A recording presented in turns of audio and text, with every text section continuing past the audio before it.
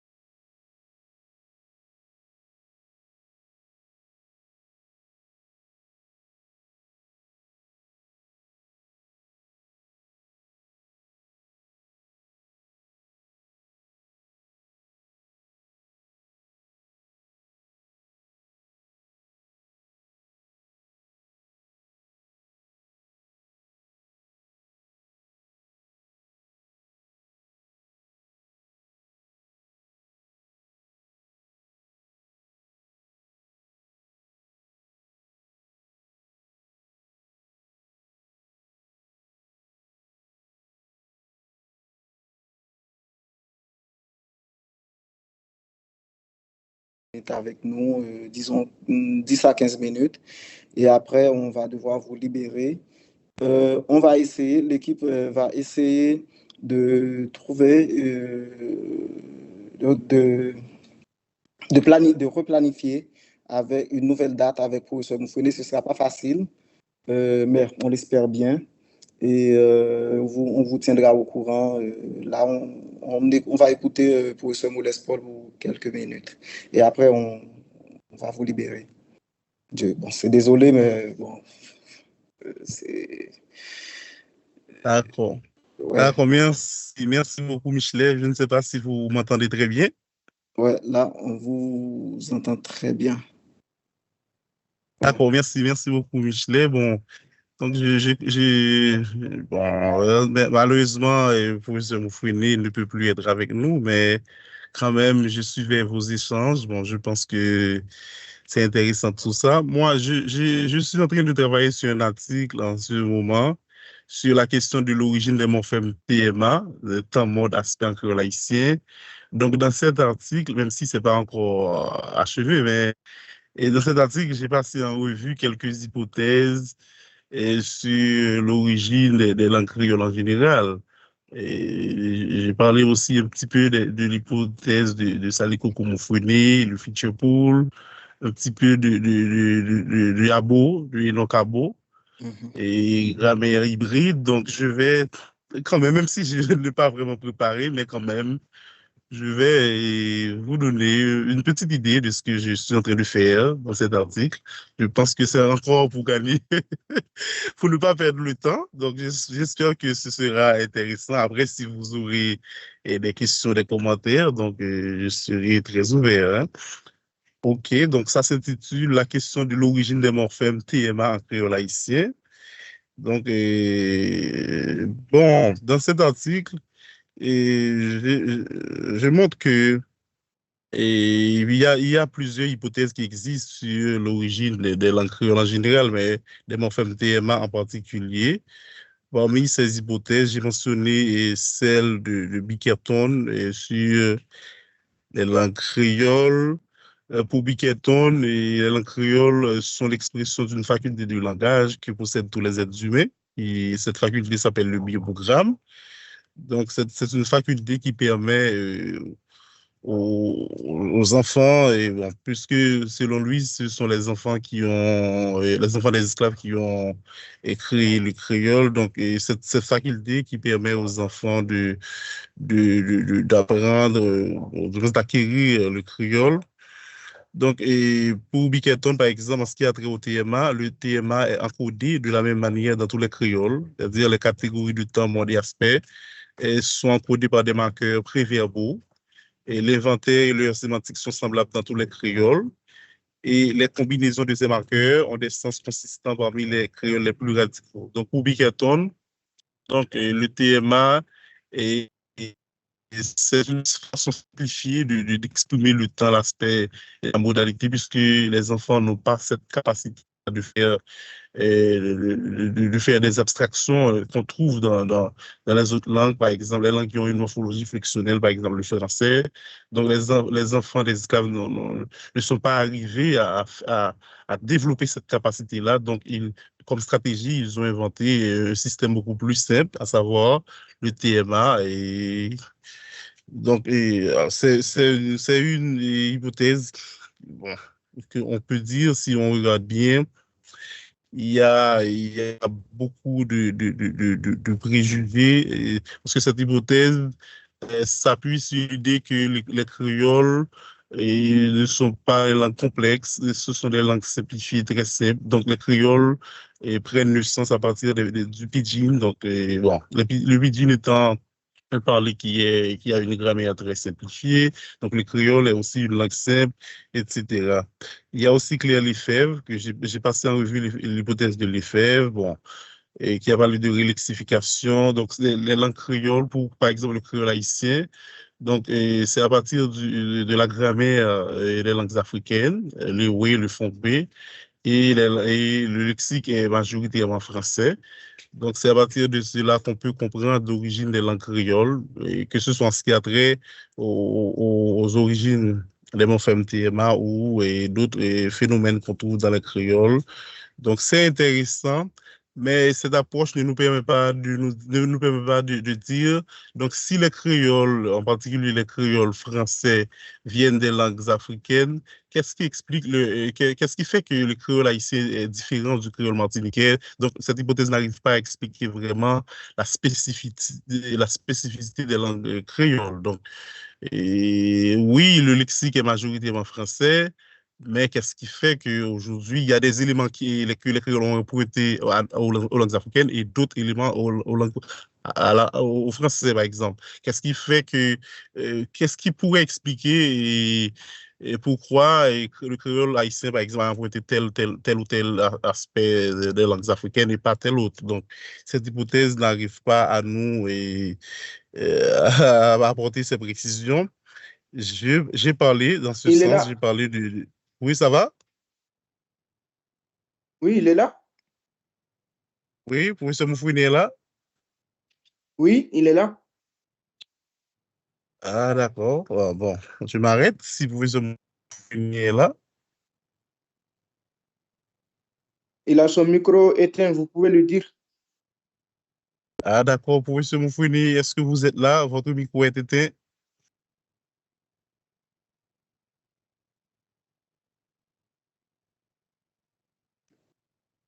Professeur Moufine, vous êtes là? Est-ce que vous nous entendez, professeur Moufine? Vous le voyez sur l'écran, non?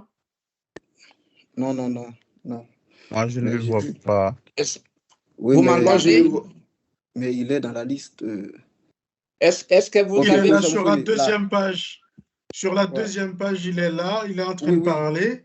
Uh-huh. Professeur Oui, je le Moufouine, vois. vous nous entendez? Oui? Vous Ah, m'entendez ben, D'accord, maintenant? on ne vous entendait pas. Vous ne m'entendiez pas, donc je dois recommencer. Oui, oui, parce qu'on vous a perdu. J'ai essayé de vous appeler là pendant, il y a environ une dizaine de minutes, mais je Ok. suis tombé sur votre répondeur. Ok, attendez. Ah bon, c'est pour ça que j'ai reçu le coup de fil. Ah, Oui, oui. ok. Quand j'ai parlé de Hugo Chukar, j'étais connecté? Non, Non, on, non, on non, nous a... non. Non? Vous étiez à quel niveau là? En fait, vous étiez en train de parler de l'alignement typologique. Ralliement typologique. Oui. Oui, oui, oui, c'est ça. Et donc, il n'y a pas de simplification. Oui, oui, c'est ça. Ouais. Oh, je suis désolé. Donc, vous avez, pendant 15 minutes, vous ne m'avez pas entendu. À peu près. Ah, Et il parlait quoi? dommage. Oui, oui, Ok. oui, bon. Ok. Donc, j'expliquais ce qui se passe dans le futur pool. OK?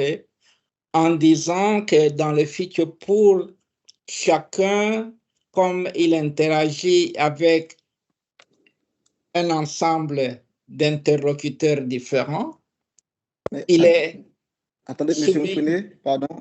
Oui, Attendez. Nous ne voyons pas votre écran. Votre. vous ne voyez pas mon écran? Non. Là, on vous voit, mais votre écran n'est pas. Donc, à chaque La fois que présentation.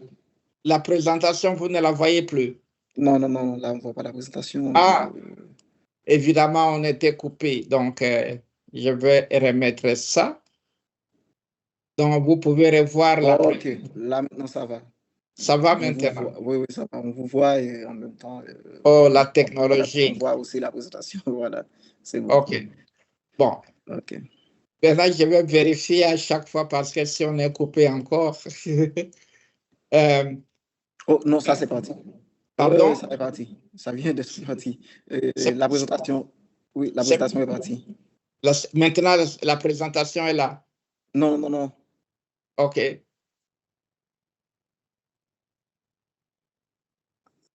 Ah. OK, il faut que je retourne ici et que je fasse. On est retourné à la présentation. Oui, là, ça va. OK. Alors, je vais cliquer quelque chose ici parce que l'image de Michelet couvre ma présentation sur mon écran. Je ferme et vous ne voyez plus ma présentation. Ouais, c'est ça. Ouais, on ne voit plus la présentation.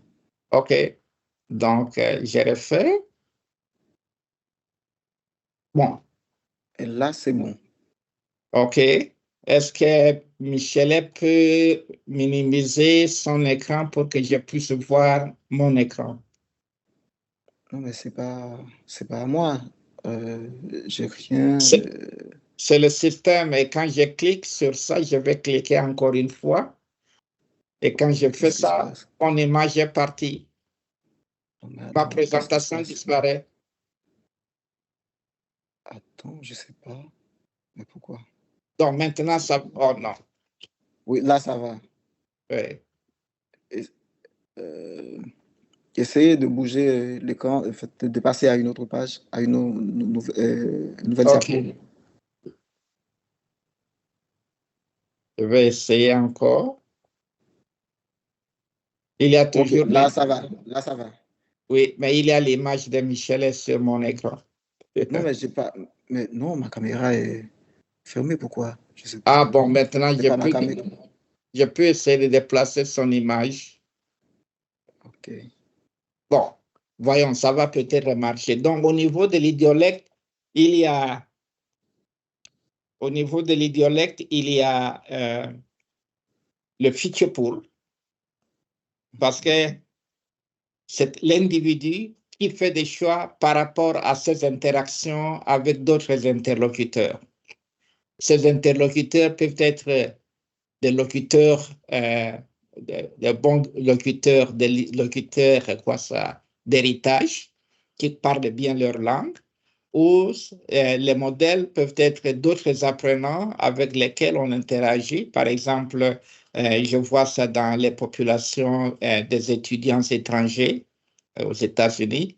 Ils socialisent beaucoup entre eux et ils parlent anglais entre eux et pas beaucoup avec le modèle d'héritage. Et donc, ils n'ont pas autant de chances de changer la façon dont ils parlent parce qu'il y a les influences qu'ils se partagent entre les locuteurs qui ne sont pas des locuteurs d'héritage. Vous me suivez?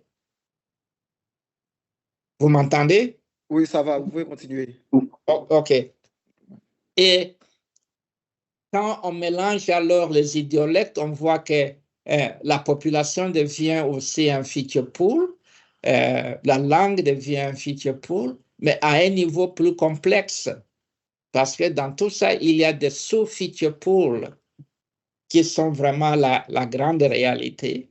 Et les ressemblances entre les idiolectes favorisent certains traits qui se reproduisent d'un locuteur à un autre locuteur. Et à ce niveau-là, on parle aussi de compétition parce qu'il y a des variantes individuelles qui sont éliminées, mais il y a des variantes individuelles qui sont maintenues. Et on peut dire que la sélection est influencée aussi par des facteurs écologiques parce qu'à des moments donnés, on a accès à des interlocuteurs différents. Et si on se déplace, disons, d'une plantation à une autre, on est sujet aussi on interagit aussi avec des interlocuteurs différents et on est sujet à des influences différentes. Et c'est ainsi qu'on parle de compétition. Quand on parle de compétition, je parle de competition and selection dans mes travaux, compétition et sélection. C'est comme ça qu'il faut voir cette compétition. Le fait qu'il y a des alternatives pour dire certaines choses, pour prononcer certains mots et ainsi de suite, mais finalement, on tend à converger vers des prononciations privilégiées ou des structures privilégiées et ainsi les autres alternatives sont éliminées. Et cette sélection, je dis, se fait pendant l'apprentissage de la langue, en partie parce que chaque apprenant interagit avec plusieurs individus à des temps et dans des contextes différents. OK?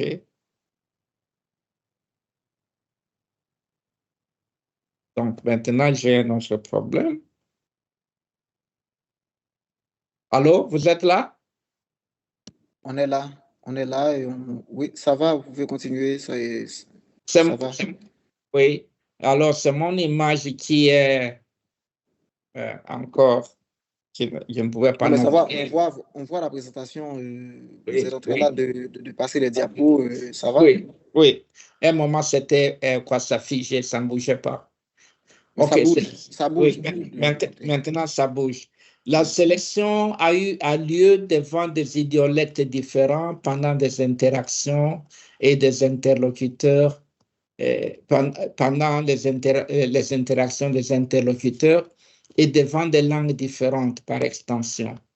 Donc, déjà au 19e siècle, Schuckardt nous avait prévenu et Meyer au début du 20e siècle nous a dit que chaque apprenant reconstruit la langue cible à sa façon. C'est-à-dire que c'est que le modèle, disons dans le langage moderne, le système que l'apprenant développe, ça dépend, en fait, selon mes explications, des genres d'interlocuteurs que l'apprenant a eu dans sa vie.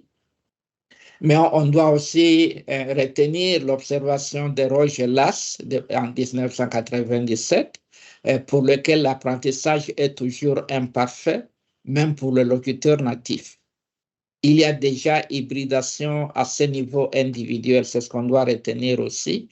Et l'hybridation est plus prononcée pour le locuteur non natif à cause des influences des langues apprises auparavant.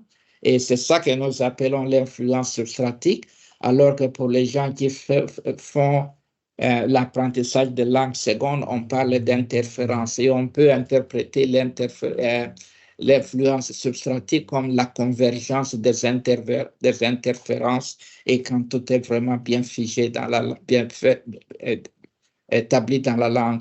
Et là, vous voyez les images des personnes dont j'ai parlé, Hugo Schuckardt. Et j'avais dit avant, pendant qu'on était coupé, que le livre qui est en version française maintenant, c'est le livre que je venais de citer de sa version allemande.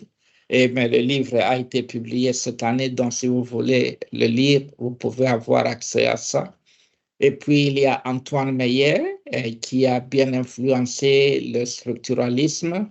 Et il y a Roger Lass qui nous rappelle qu'on ne doit pas trop insister sur les imperfections des locuteurs non natifs parce qu'il n'y a aucun apprentissage qui est parfait. Il n'y a aucun enfant qui reproduit sa mère ou son père ou sa sœur ou son frère. Et chaque enfant, l'idiolecte de chaque apprenant est vraiment singulier. OK. À nouveau, je suis bloqué. Bon, voilà. Donc, au niveau de la population, il faut ajouter au moins 2 facteurs importants. Il y a la structure de la population. Et ce que j'avais fait avant, c'est vous montrer quelque chose. Il y a la ségrégation résidentielle qu'on trouve dans beaucoup de villes américaines, mais qu'on a aussi connue dans les grandes plantations. Et la ségrégation était introduite pour protéger les colons de la majorité écrasante de la population servile et de contrôler la circulation des armes et tout en s'assurant qu'il n'y avait pas d'armes dans la population servile. Mais pourtant, la révolution haïtienne nous apprend quelque chose de tout différent. Mais l'important de la ségrégation raciale, c'est que les gens qui vivent à part et qui interagissent entre eux comme étant des alloglottes s'influencent d'une façon différente des gens qui sont en contact avec les populations d'héritage. Et être séparé de la population d'héritage pour les alloglottes, ça reproduit au moins ce qu'on trouve maintenant en Afrique, où depuis les indépendances, les Africains interagissent de moins en moins avec les locuteurs français d'héritage. Et en Afrique, on trouve vraiment l'application du principe jordaansonien de approximation des approximations, et on en est arrivé aux Français africains, donc dans les plantations, en appliquant le même principe, on finit par retourner, par voir pourquoi les créoles sont différents, parce qu'à un moment, c'était des locuteurs alloglottes qui interagissaient le plus entre eux qu'avec des locuteurs d'héritage. Et puis, il faut ajouter à ça la croissance incrémentale de la population. Pour des raisons financières, personne ne pouvait développer une grande plantation d'un jour à l'autre. Il n'y avait pas assez de capital financier et les plantations en général se sont développées de la même façon que les cathédrales européennes, où les gens qui ont commencé la cathédrale ne l'ont pas vu finir. Ce sont des générations plus tard, quand les gens ont pu accumuler beaucoup d'argent, qu'on a pu achever les cathédrales. Et ça, généralement, ça prenait 2, 3 ou 4 générations avant qu'une certaine famille se retrouve avec une grande plantation. Et les très grandes plantations, il n'y en a pas vraiment eu autant que l'histoire nous le rapporte, mais c'était assez important et c'est dans ces grandes plantations que les créoles se sont développés et puis se sont répandus plus tard. Dans le cas d'Haïti, par exemple, la révolution haïtienne a permis plus de mobilité aux gens qui vivaient dans les plantations et qui ont pu répandre leur façon de parler dans tout le pays. Mais il faut aussi tenir compte du fait que le Nord ne s'est pas développé exactement de la même façon que le Sud et qu'il y a lieu pour variation même au sein du pays. Et puis, la façon dont la population croît au cours du temps peut changer l'équilibre de poids entre les traits qui est en compétition parce que les places d'origine des populations serviles changeaient avec le temps et donc les influences langagières pouvaient aussi varier avec le temps.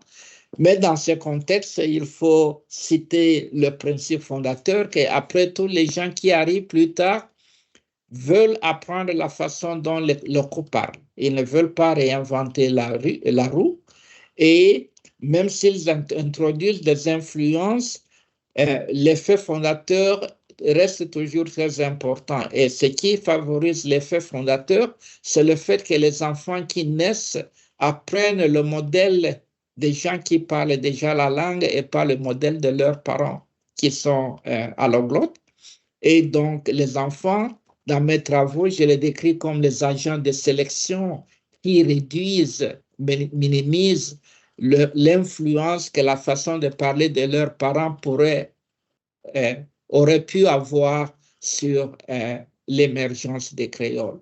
Et c'est pour ça qu'il y a des limites dans la façon dont les créoles divergent des modèles populaires que les Européens ont amenés dans les colonies. Ce n'était pas le français comme on le connaît aujourd'hui, c'était des dialectes, ce que les gens appelaient des patois qui étaient amenés aux colonies et la plupart des colons étaient patoisans. Et donc, les Africains étaient exposés pas au français tel que nous le discutons aujourd'hui, mais au parler populaire du français auquel ils étaient exposés. Et donc, on doit faire la distinction entre la société d'habitation pendant laquelle il n'y avait pas de ségrégation résidentielle et donc, la société d'habitation est différente de la société de plantation. La société de plantation, il y a deux masses critiques, la masse critique européenne et la masse critique africaine. Et la masse critique africaine devient une majorité écrasante et il devient nécessaire pour les colons d'instaurer la ségrégation résidentielle. Et donc, cette séparation facilite la divergence de la façon dont la langue coloniale est parlée par les Africains dans les plantations, et c'est ce qui aboutira à ce que nous appelons les créoles. Donc, le futur pool ne doit pas être interprété comme un concept statique, c'est dynamique, et sa composition change avec le temps, et sa composition varie selon l'endroit où la langue est parlée. OK? Donc, il y a eu variation d'une plantation à une autre. Et donc, l'hybridation linguistique, qui est aussi une hybridation culturelle, est un processus continu, sujet aux facteurs écologiques qui changent d'un endroit à l'autre au cours du temps. Et comme le montre Abbo, 2015-2020, les traits sélectionnés pendant la recombinaison qui aboutit à une nouvelle variété langagière ne sont pas reproduits fidèlement par rapport à la langue source. Abbo et moi, nous utilisons le terme recombinaison à la place de ce qu'on appelle restructuration dans la littérature créole. Et ce qui se passe là-dedans, c'est que à cause du future pool, on choisit, et du principe fondateur, on choisit beaucoup de traits qui viennent de la langue de base, mais ces traits sont modifiés. Et ce qu'Abbo a montré, c'est qu'en fait, contrairement à la théorie de la relectification, les traits qui viennent des langues substratiques ne sont pas fidèles aux langues substratiques elles-mêmes. Elles sont aussi modifiées. Elles ne sont pas des reproductions fidèles. Ce qui contribue à faire des créoles des variétés langagières nouvelles qu'on doit prendre très au sérieux, mais en comprenant comment les traits se recombinent sous des pressions écologiques qui varient d'un endroit à l'autre et avec le temps, on peut comprendre aussi comment n'importe quelle langue évolue dans le temps. Parce que toute langue moderne est le produit des mouvements de population et est le produit des contacts de langue. J'espère que je ne vous ai pas perdu, vous m'entendez toujours? Ça va très bien jusqu'à présent. OK, merci. Ouais. Et alors, il y a le chinois Bao Zhiming qui dit, en fait, la langue cible est privilégiée parce que c'est la langue que tout le monde veut parler. Et donc, chacun fait un effort pour l'apprendre de son mieux. Et puis, la langue cible joue aussi un rôle privilégié comme filtre. Donc, pour comprendre comment cela marche, le système de filtre, et Bao Zhiming ne l'a pas vraiment bien expliqué, il faut aller voir les travaux de Chris Korn dans son livre From French to Creole, où il parle du facteur de congruence. Et selon lui, quand il y a des ressemblances fonctionnelles et structurelles entre la langue de base, la langue ciblée et les langues substratiques, ces traits-là ont plus de chances à devenir des traits de créole. Et là où il y a des différences, souvent on finit par bien apprendre le trait de la langue ciblée et à garder ça. Et il y a seulement des cas marginaux où un trait de la langue substratique s'impose. Par exemple, la sérialisation verbale ou la série verbale dans les créoles, c'est un de ces exemples. Mais même pour les séries verbales, on voit qu'il y a une certaine congruence entre les verbes là, aller chasser, des choses comme ça, OK, et va chasse ou va chasser, que l'on peut trouver dans un créole. Donc, la congruence a joué vraiment un rôle important dans l'émergence des créoles, on ne peut pas oublier ça, OK. Alors là, vous voyez, quiconque n'a pas encore rencontré Enoch Abo, il est souvent venu à Haïti, et son livre L'émergence, The Emergence of Hybrid Grammars. Et puis, il y a Bao Zhiming, qui était à l'université de Singapour et qui est probablement en retraite maintenant. Et il y a Chris Korn qui est mort trop tôt et la photo de son livre que l'on peut trouver en ligne. Okay. Alors, qu'est-ce que l'hybridation linguistique ou qu'est-ce que l'hybridation culturelle? C'est comme le métissage dans l'espèce humaine. Et en réfléchissant ainsi, on peut dire que tout enfant est hybride. Parce que l'enfant, c'est un mélange nouveau, une recombinaison nouvelle des gènes de ses parents. Okay. Mais dans des cas aussi, par exemple, des traits récessifs dans le feature pool des parents devient un gène dominant dans le génotype de l'enfant. OK. Et donc, le métissage est le résultat de la combinaison sélective des traits qui se retrouvent dans le même feature pool. OK.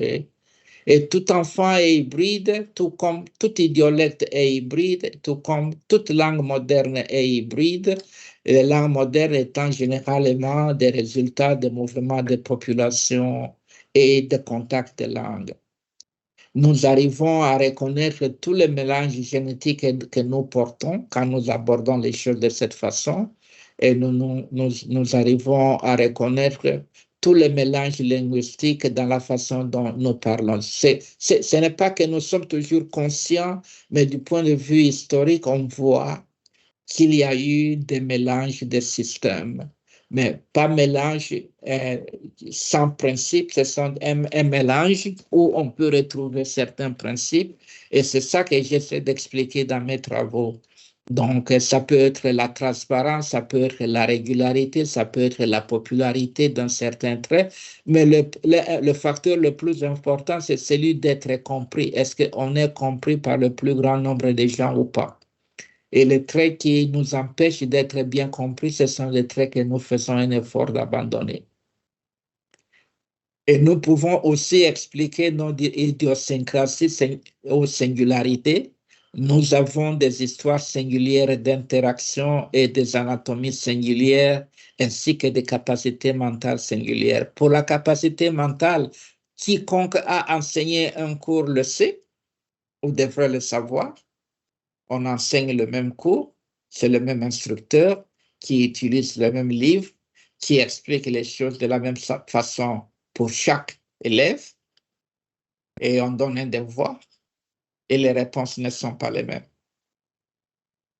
Il y a variation dans la façon dont nous assimilons ce qu'on nous a enseigné et on doit supposer qu'il y a de la variation dans la façon dont nous apprenons n'importe quelle langue, en partie parce que nous apprenons la langue par inférence.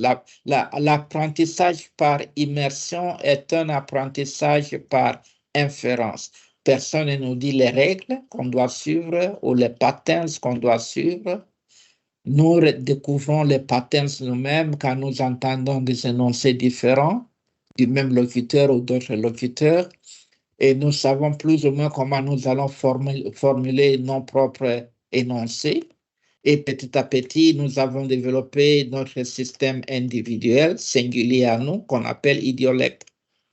Et la raison pour laquelle il y a des ressemblances, une des raisons, c'est qu'on a un feature pool commun au niveau de la population et on a accès pour la plupart à des traits, aux mêmes traits, mais on fait des sélections quelque peu différentes ou des recombinaisons quelque peu différentes. Et il y a ressemblance aussi parce que selon René Descartes, nous avons le même esprit, mais quand on est plus moderne, c'est que je viens de montrer que le même esprit n'est pas vraiment le même, il est similaire à d'autres esprits à cause de notre évolution biologique et dont il y a certaines différences. Les choses que nous trouvons plus pratiques comme locuteurs, d'autres locuteurs ne peuvent ne pas les trouver aussi pratiques ou aussi utiles. Donc, les idiolectes différents, mais tout en étant largement semblables, les dialectes sont différents, mais tout en étant semblables aussi d'une certaine façon. Et à la fin, on va voir que les créoles se ressemblent, mais que les créoles d'une nation à une autre, d'un pays à un autre, ne sont pas identiques, parce que pour c'est une des raisons qu'on peut bien comprendre, les populations importées dans les colonies n'étaient pas identiques. Il y avait toujours certaines différences et on peut comprendre. Et les dynamiques d'interaction n'étaient pas identiques non plus, même s'il y avait un modèle général de par sa décolonisation. Alors, ce que je propose, c'est que le feature pool, voyons seulement si je n'ai pas sauté autre chose d'important, excusez-moi. Oui. Oui. Que le feature pool est un outil important pour nos recherches sur l'apprentissage des langues et sur la spéciation langagère, surtout quand le feature pool est complété par l'écologie. Et je n'ai pas beaucoup parlé de l'écologie, mais j'ai fait allusion aux facteurs écologiques qui comptent, tels que la structure de population, tels que la croissance de la population. Et ces facteurs-là sont très importants et le principe fondateur aussi est un facteur écologique important. Mais il y a aussi l'âge moyen de la population. Est-ce qu'il y avait beaucoup d'enfants dans la population ou peu d'enfants dans la population? Les enfants ont tendance à approximer avec moins de divergences le modèle auquel ils sont exposés, alors que pour les adultes, le problème est beaucoup plus compliqué. Okay. Alors, à ce point, je vous dis merci en pile. Et je suis allé un peu plus vite que dans la présentation que vous n'avez pas entendu, mais au moins là-bas, je vous ai refait un résumé qui vous donne une idée du rôle de feature pool dans ma recherche. Et voilà, je suis là avec vous. J'espère que vous me voyez. Oui, on vous voit très bien. Merci, merci Oui. bien, professeur Salikou Moufoune. C'était très fascinant de vous écouter, très intéressant de vous écouter. Ça, vous nous permettez de bien comprendre, bon, dans la mesure du possible, par rapport aux impondérables qui ne dépendent pas de nous. Vous avez fait le mieux de vous pour nous présenter la conférence de ce soir. Donc là, on ne va pas tarder, on va passer aux questions. vous pouvez juste lever la main. Oui. Et en fait, ça me ferait plaisir de voir vos visages parce que c'est comme si j'étais seul en train de me parler à moi-même. Et moi, non, moi, vous me connaissez déjà.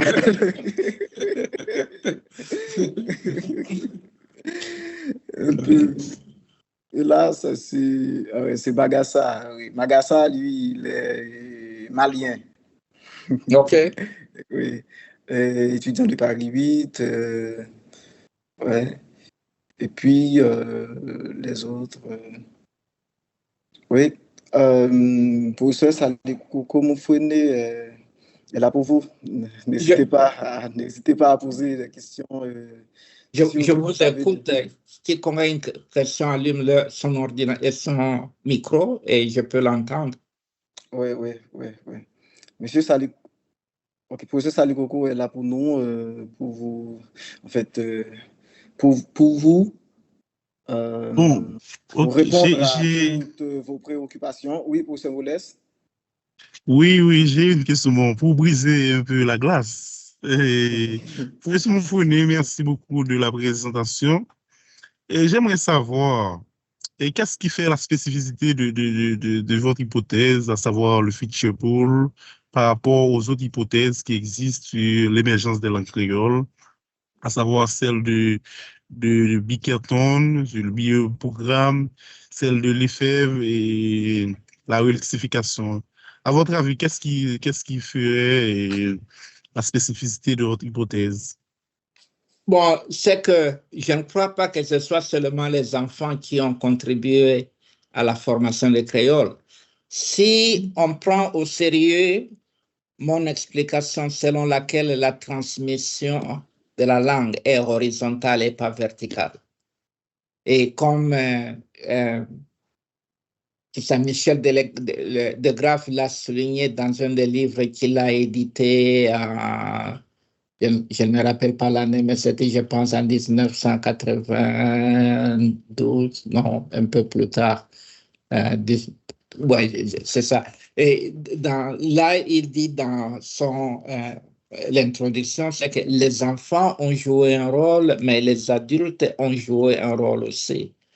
C'est que dans la transmission du langage ou l'apprentissage du langage, l'âge ne compte pas beaucoup. Ce qui compte, c'est la communication efficace et l'enfant interagit avec ses parents, l'enfant interagit avec la maîtresse à l'école gardienne ou la maîtresse à l'école nourricière, mais il y a aussi des groupes d'enfants qui jouent ensemble et à un moment, en fait, l'enfant fait plus attention à la façon dont les autres enfants parlent plutôt qu'à la façon dont ses parents parlent. Et donc là, on comprend que c'est vraiment la transmission horizontale. C'est un peu comme le virus. Pour le virus, ça importe peu si l'hôte du virus est adulte ou enfant. C'est toujours le même virus qui se transmet et qui nous contamine. Et pour les langues, c'est à peu près la même chose. Et donc, j'écarte le modèle bickertonien. Tout ce que j'ai dit, c'est que et les enfants et les adultes contribuent des features, des traits au feature pool. Et les enfants, comme les adultes, font leur sélection. Mais il se fait que les enfants vont durer plus longtemps, vont vivre plus longtemps que les parents en moyenne.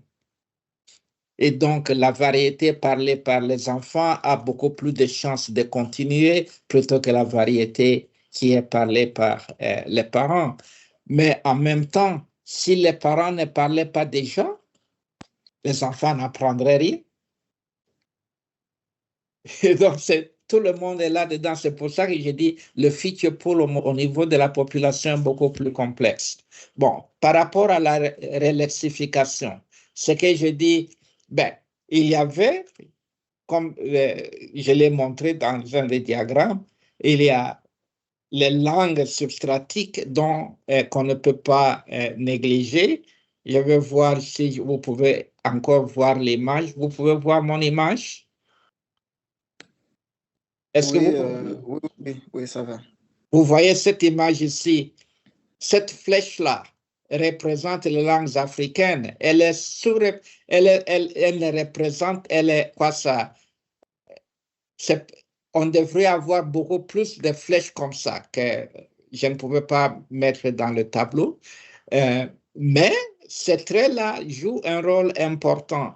Mais seulement leur rôle ne peut pas être réduit à apprendre le vocabulaire de la langue européenne et garder la grammaire de sa langue, sinon on ne sera pas compris. On apprend généralement le vocabulaire et la façon dont le vocabulaire est utilisé dans les énoncés. Et on veut parler la variété, une approximation la plus proche de la langue cible, selon ses compétences, selon les conditions dans lesquelles on apprend la langue.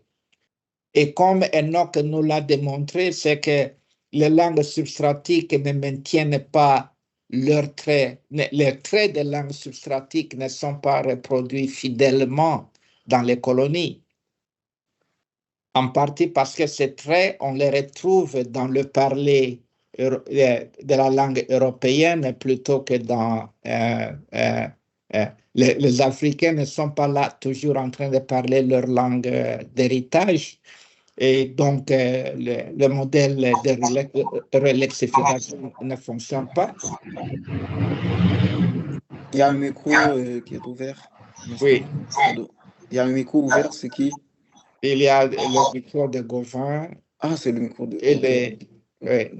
Donc, ce que j'ai dit, ce que j'ai fait ici, c'est développer le modèle de complémentarité que j'avais déjà articulé dans un papier en 1986, The Universalist and Substrate Hypothesis Complement Each Other, c'était le titre, One Another, c'était le titre. Et donc, pour montrer comment cela peut se faire, c'est pour ça que j'ai développé le modèle Feature Pool. Et dans certains cas, l'influence substratique peut être très importante et dans certains autres cas, comme à La Réunion, l'influence substratique peut être très petite.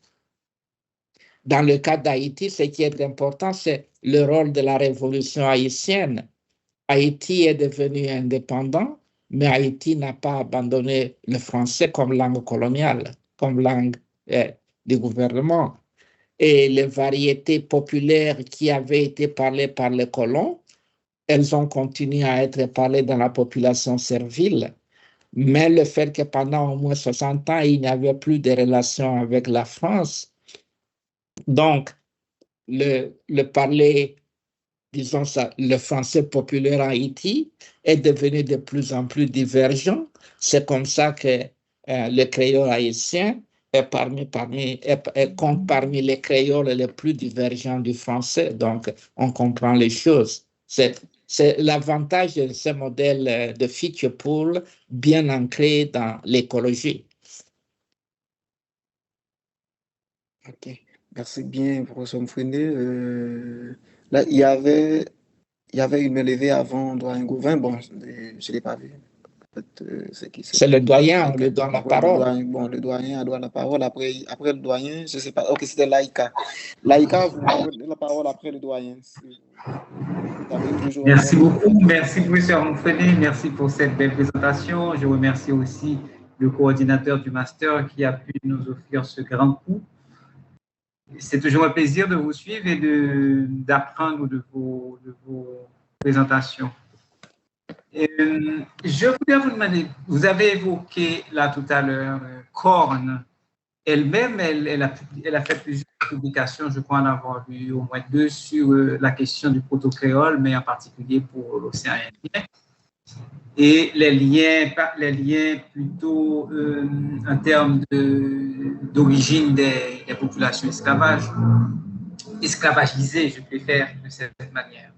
Donc, est-ce qu'il y aurait un lien? C'est vrai que les créoles, vous l'avez très bien dit, les créoles sont un peu divergents du point de vue de leur constitution, du moins en synchronie. Donc, même si le créole martiniquais est proche du créole haïtien, mais c'est 2 langues différentes, l'intercompréhension n'est pas immédiate. Est-ce qu'on peut penser véritablement à la manière de Korn ou d'autres auteurs à la question du proto-créole? Existerait-il un proto-créole qui serait l'ancêtre de ces créoles que nous connaissons ou qui serait un patron de ces créoles? Des créoles de souche française en particulier. Ça, c'est une question très pertinente. Selon le modèle que j'ai développé, toute évolution est locale. Et tout créole est un phénomène local. Et on ne peut pas penser, peut-être que la notion de proto-créole faisait beaucoup de sens au moment où on pensait qu'il y avait au départ un pidgin. Et le pidgin a évolué en un créole. Ça, on ne le trouve pas. Et en fait, selon mes recherches récentes, les pidgins se sont développés après les créoles et pas l'inverse. À peu près un siècle plus tard que les créoles. Pour les raisons de commerce en Afrique qui ont eu lieu par les interprètes et les pidgins se sont développés tardivement. Mais pour les créoles, si le modèle de Chaudenson que j'adopte, approximation des approximations,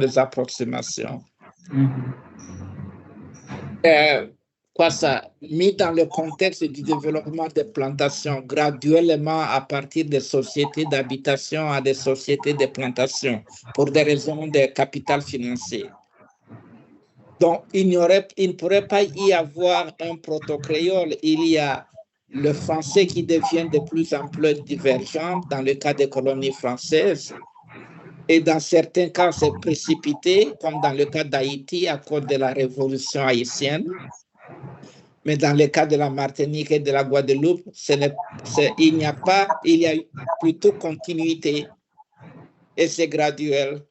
Et comme ça, on peut trouver plus de divergence entre le créole haïtien et le français, entre le créole guadeloupéen, martiniquais et le français. Mais il s'agit, là aussi, on doit se demander de quel français est-ce qu'on parle. Et moi, je ne parle pas du français standard académique. Je ne parle pas du français vernaculaire, du français en France. Moi, je parle de variétés populaires du français. Et les variétés populaires, c'est là où on peut voir des ressemblances. Okay? Et donc, il y a des cas, des cataclysmes.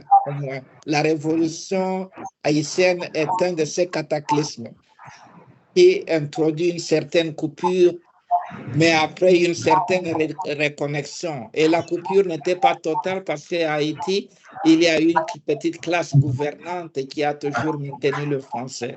Mais ce n'est pas le français auquel la grande partie de la majorité de la population servile avait été exposée. Et il y a eu aussi une période d'une évolution indépendante du français qui compte beaucoup. Et c'est ça qui nous permet de bien comprendre la divergence du créole haïtien par rapport à la divergence du créole guadeloupéen ou martiniquais. Et en océan Indien, on peut voir aussi la différence entre l'île Maurice et la Réunion. À l'île Maurice, la colonisation française s'arrête vers la fin du 18, au début du 19e siècle, quand l'île Maurice devient une colonie britannique, alors qu'à la Réunion, ça continue et la Réunion continue comme, comment on appelle ça, département d'outre-mer. Et on peut rendre compte de ces différences-là. Donc, on n'a pas besoin d'une notion de proto-créole.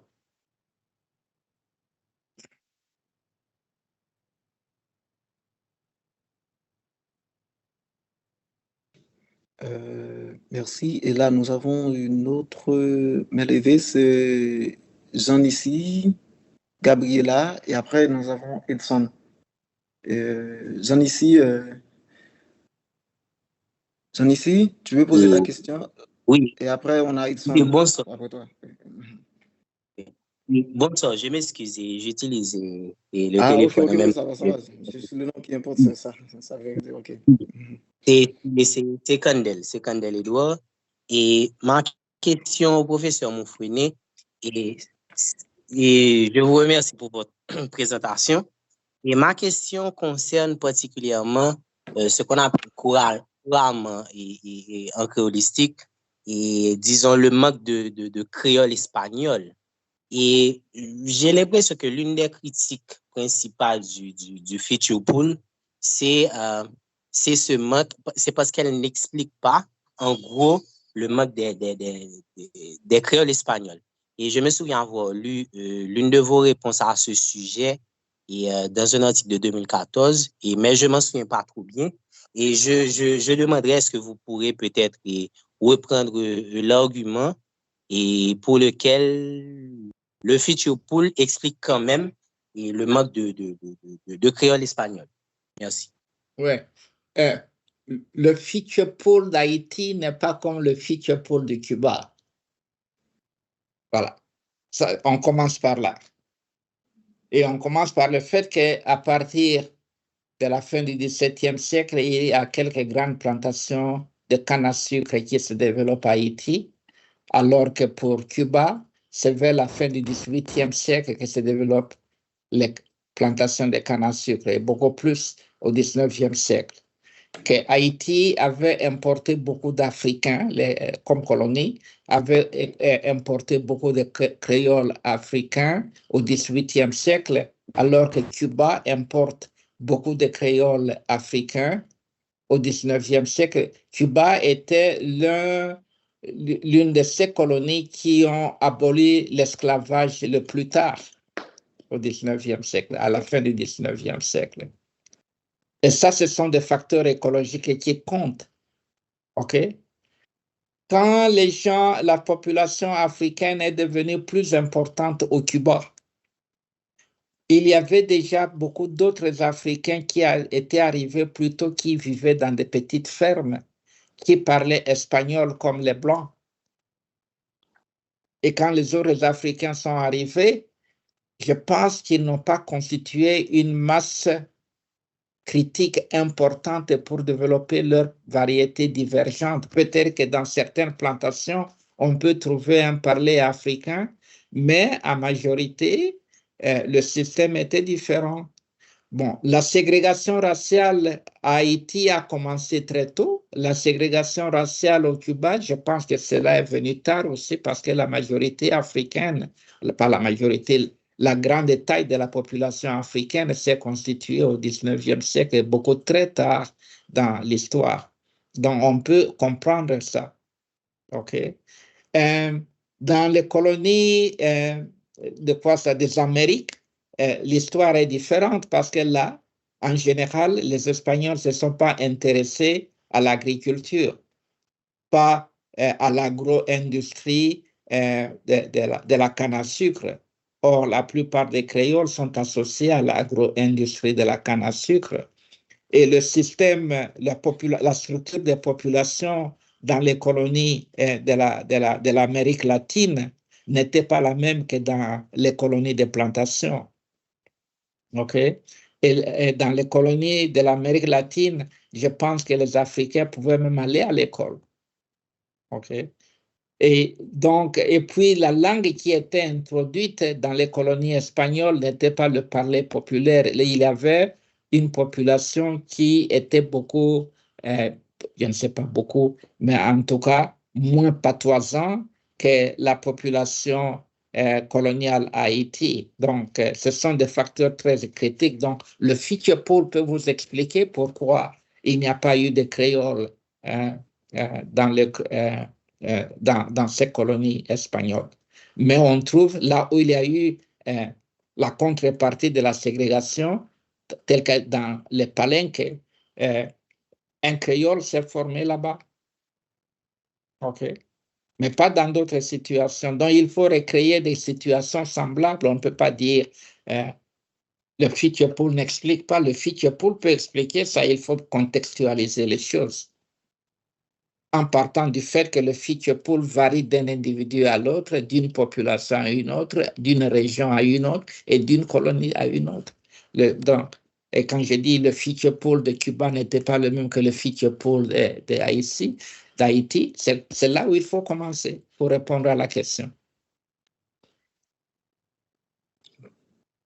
Bon, ça va, Kandel, pour la réponse. Donc là, on passe à Edson. Edson Autilien. Bonsoir. Ok. Oui, je suis là. Bonsoir à tous, bonsoir à toutes. Bonsoir, professeur Moufouene. C'est toujours un plaisir de vous entendre. Et que ce soit au colloque organisé en Haïti en 2018, si je ne me trompe pas, ou du moins au Collège de France, au colloque organisé au Collège de France plus récemment. Donc, c'est toujours un plaisir. Et c'est toujours un plaisir aussi de poser des petites questions provocatrices, je dirais. Alors, c'est par rapport à l'utilisation de certains termes et notamment la question, le terme de substrat, substratique, etc. Et il y a aussi le terme d'hybridation que je trouve en tout cas que je trouve très violent, parce que ça fait deux espèces de langues qui sont très, très différentes et qui, sous aucun prétexte, ne pourraient se reproduire ensemble. Donc, la plupart du temps, on utilise le terme d'hybride ou d'hybridation ou d'hybridité dans le cas des espèces pour deux espèces qui sont très différentes. Est-ce que vous pensez qu'il ne faut pas, et par rapport à certains termes qui sont des fois un petit peu violents, ou du moins des termes qui privilégient, ou du moins qui, je dirais, témoignent d'une certaine position hégémonique de l'Occident sur les pays du Sud global, que vous ne pensez pas qu'il faudrait et des fois réfléchir à d'autres termes, ou du moins construire une épistémologie qui peut-être renverserait un petit peu ou du moins nous mettrait à égalité de l'épistémologie occidentale. Par exemple, la plupart du temps, lorsqu'on utilise le terme substrat, c'est toujours pour les langues des pays sud, notamment les pays africains, qu'on utilise ce terme-là. Et bon, le terme d'hybridation, c'est un terme beaucoup moins politique, mais pas tout à fait. Il y a aussi de la politique hégémonique dedans, et c'est comme s'il y avait deux espèces de langues qui sont totalement séparées, qui sont totalement différentes.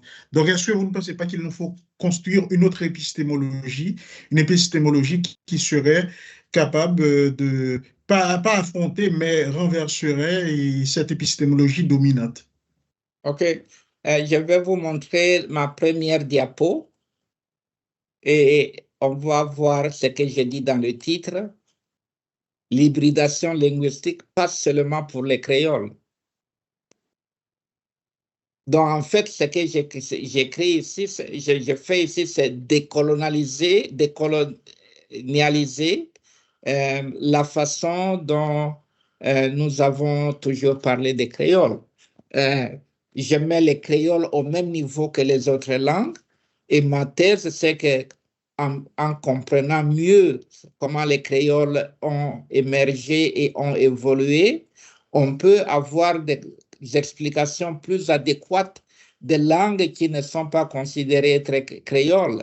Je ramène les autres langues au niveau des créoles. En fait, je fais l'inverse de la conclusion que vous tirez de ma présentation. Quant au terme substrat, je suis partiellement d'accord avec vous. Et je pense que dans un livre que j'ai édité en 1993,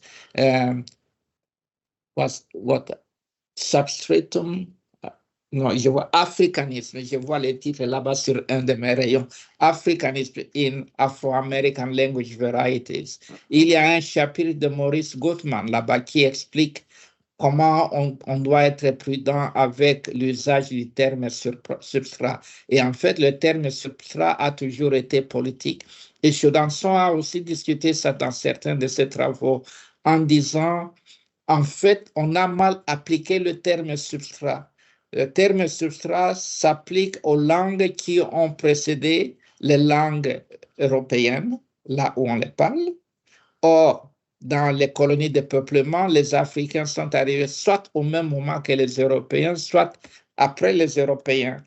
Et donc, ce n'est pas tout à fait correct de parler de langues substratiques. Donc, quand on met ça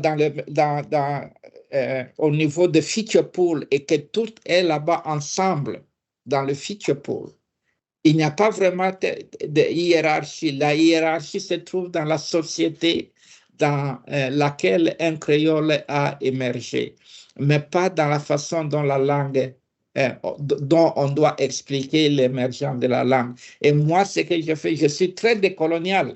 J'essaie de me débarrasser de ce bagage colonial quand on explique l'émergence des créoles. Peut-être qu'il y a lieu de raffiner les termes, mais je ne sais pas comment. Mais hybridation, c'est un terme, je suis influencé par la biologie ici, et l'hybridation, c'est comme métissage. Ça dépend de qui forme une union avec qui rencontre qui, dans quelle écologie, dans quelle écologie. Et là, on voit les dynamiques qui émergent de cette écologie et qui nous amènent à expliquer pourquoi le créole est né dans une colonie, mais pas dans une autre colonie. C'est ça que je fais. Oui.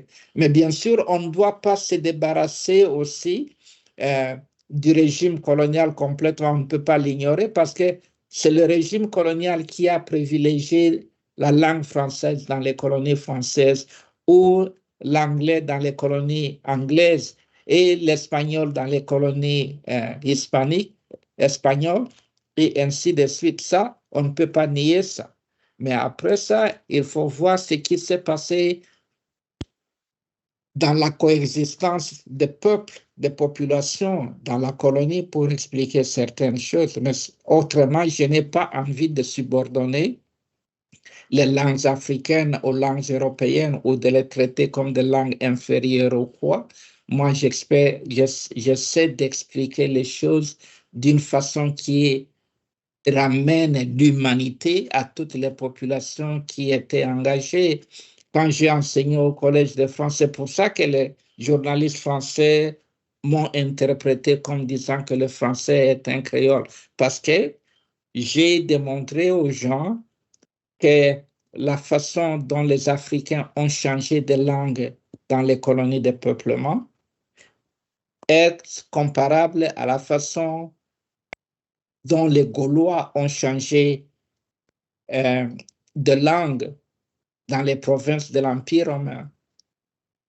Et que là aussi, on peut appliquer la ségrégation résidentielle, mais avoir ça en termes de Rome qui est très distante maintenant, des centaines de kilomètres de loin de la Gaule, et il n'y a plus de relations régulières entre Rome et la Gaule évolue indépendamment tout en ayant adopté le latin comme leur langue de travail qui deviendra petit à petit leur vernacular. Ce sont des choses comme ça. Et les comparaisons comme ça m'empêchent de présenter les créoles comme si les créoles étaient des aberrations. Pour moi, je normalise les créoles comme des langues qui sont comparables à toute autre langue dans le monde. C'est ça. Et il y a variation typologique.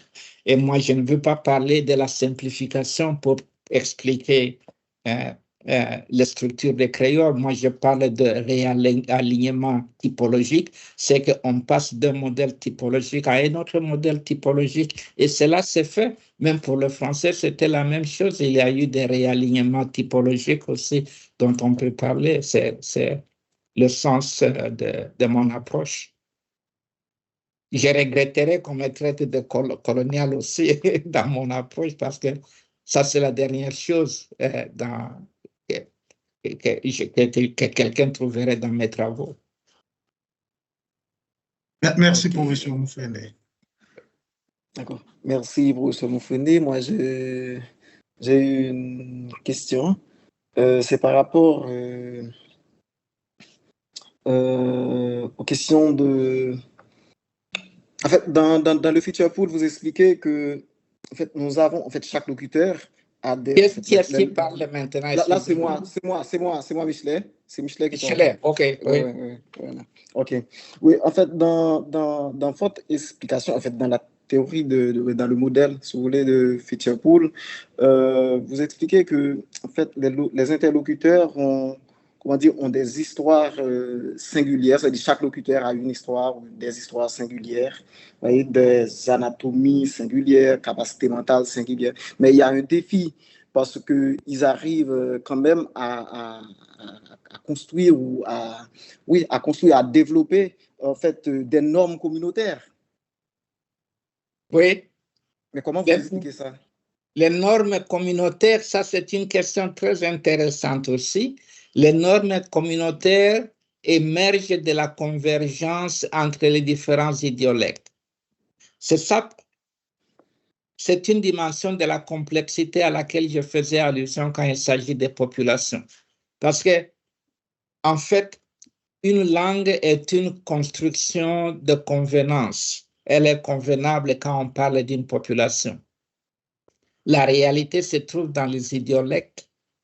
Et les idiolectes, ils se reforgent continuellement selon les gens avec lesquels nous interagissons. Donc, s'il y a des interactions multiples, on finit par avoir certaines convergences. Et ce dont on doit maintenant se rendre compte que la convergence n'exclut pas variation.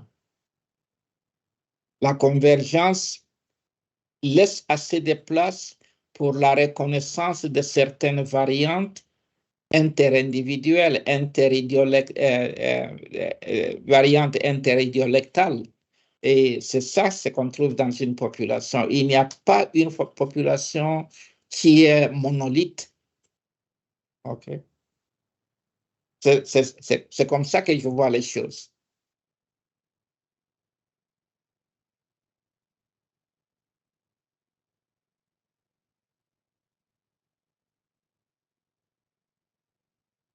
Je pense qu'il y a Timothée qui a levé la main, il y a Bandjougou qui a levé la main et je ne sais pas. Bon, oui.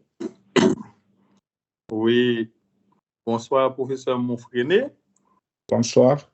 C'est un grand plaisir pour moi pour vous suivre encore une fois. Et la dernière fois que j'ai participé à votre colloque, c'était au Collège de France en début de l'été dernier.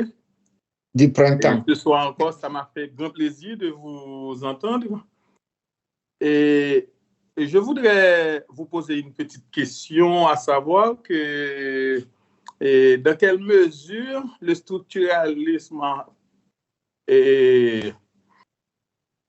de linguistique de Ferdinand de Saussure contribue ou non à l'évolution des créoles? Je n'ai pas bien compris la question. De Saussure, quoi? Le structuralisme linguistique de Saussure. Oui. Dans quelle mesure ou non il peut contribuer à l'évolution ou pas des créoles? Ben, ce que Saussure a fait, c'est un modèle théorique pour expliquer la langue. Ça n'explique pas nécessairement, ce n'est pas ça que les gens doivent suivre pour l'évolution de leur langue. OK? Le modèle structuraliste, c'est comme le modèle générativiste. C'est un modèle, c'est une sorte de technologie intellectuelle pour expliquer la réalité. Et au début, quand les gens ont commencé les études créolistiques, le structuralisme était très influent. Et puis, les choses ont commencé à changer. Et vers les années 80, on voit de plus en plus, les 1980, on voit de plus en plus de générativistes amener leur modèle pour expliquer certaines choses. Il n'y a aucun modèle qui explique les choses parfaitement. Et ce que je viens de présenter, il ne s'exclut pas avec le générativisme. On peut être générativiste et adopter le feature pool. On peut être praticien de user-based grammar et appliquer le feature pool. Chacun peut l'utiliser selon son modèle théorique. Et quelqu'un qui reste structuraliste peut aussi l'utiliser et trouver quelque chose à dire. Moi, je ne pense pas qu'il y ait un modèle qui soit le modèle préféré pour expliquer les choses.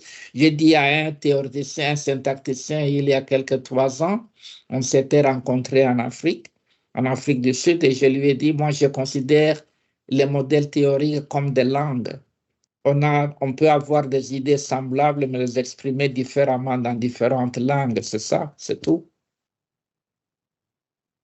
Et on doit pouvoir établir des dialogues entre les différents modèles théoriques pour se comprendre.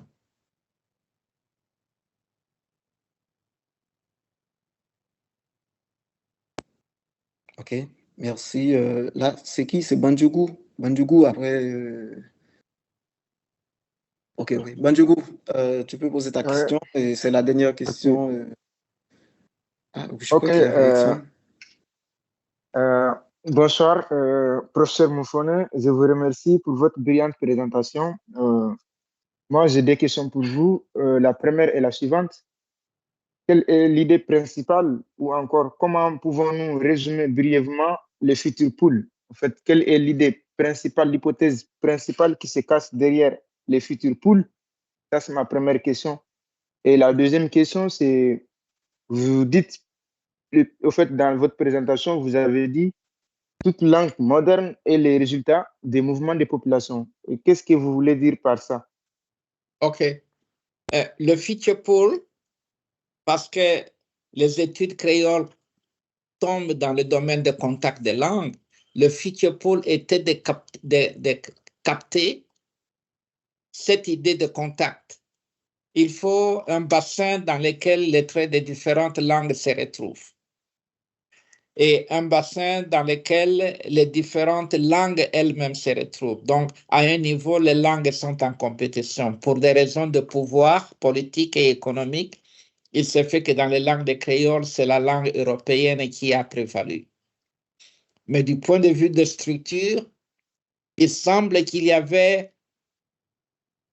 était possible pour les langues substratiques d'influencer la langue coloniale. Et cela est arrivé. Et on peut expliquer ça. OK? Et donc, voilà ce qui se passe dans le feature pool. OK? Ça résume les contacts. Et quand je dis toute langue moderne est le résultat des mouvements des populations, bon, regardons l'histoire de l'humanité depuis un demi-millénaire. Il y a des populations qui se déplacent et qui vont ici et là. Et il y a eu des rencontres entre populations. Et les langues européennes ont été affectées, mais les langues africaines aussi ont été influencées par des langues européennes en Afrique. Okay. Pas de la même façon, les langues européennes n'ont pas exercé autant d'influence sur les langues africaines que les langues africaines ont exercé sur les langues européennes parlées en Afrique. Mais quand on prend le français, par exemple, on parle du français aujourd'hui parce que Rome avait colonisé l'Europe. OK? Et l'Empire romain signifie mouvement des populations. C'est une forme de colonisation. Une colonisation implique un mouvement des populations ou des mouvements des populations, et les populations se rencontrent, et à partir de ces rencontres, il y a contact de langue, et les contacts de langue conduisent à l'émergence de nouvelles variétés langagières. Nous parlons d'une langue qu'on appelle anglais aujourd'hui parce que les Germaniques ont colonisé les Celtes en Angleterre. OK? Et il y a eu des contacts de langue en Angleterre. Et à partir des contacts de langue, a émergé une langue particulière qu'on appelle l'anglais. Et donc, l'anglais s'est répandu autour du monde et l'anglais s'est différencier en plusieurs variétés d'anglais autour du monde. C'est ça le principe. C'est la même chose avec l'espagnol, c'est la même chose avec le chinois. OK? Le chinois d'aujourd'hui est le résultat de contact des langues en Chine. Vous comprenez ma réponse? Oui, merci beaucoup. Je suis vraiment satisfait de vos réponses.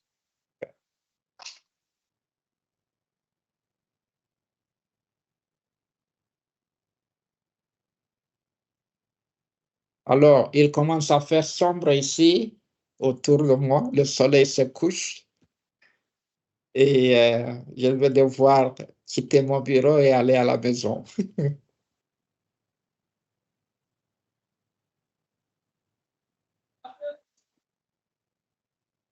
Michelet, tu es là? Bon, et je ne vois plus, je n'entends plus Michelet. Donc, et encore une fois, professeur Moufouné, on vous dit merci, merci de cette présentation.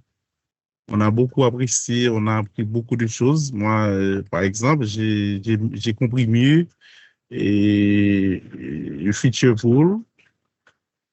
Donc, vous avez montré qu'il ne s'agit pas seulement de langues créoles. Donc, on peut à partir de feature pool expliquer l'émergence d'autres langues ou bien comprendre le fonctionnement d'autres langues.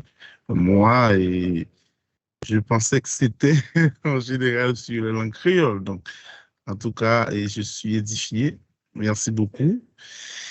Et cher public, je vous remercie aussi pour votre participation. Et merci, professeur. Bon, je ne vais pas quand même bien citer quelques noms. Par exemple, le professeur Bonnel qui est là avec nous, professeur Edson Autilien, du doyen, qui est là, bon, qui doit partir. Donc, monsieur Michel Michelet, qui a su bien jouer son rôle de modérateur. Merci beaucoup. Donc, je vous invite aussi à participer avec nous dans le cadre d'une autre activité qu'on va instaurer au master, qui s'appelle Rencontre linguistique haïtienne, Rencontre de linguistique haïtienne. Donc, ça va commencer à partir du mois de novembre. Donc, chaque dernier vendredi de chaque mois, on va organiser une série d'activités.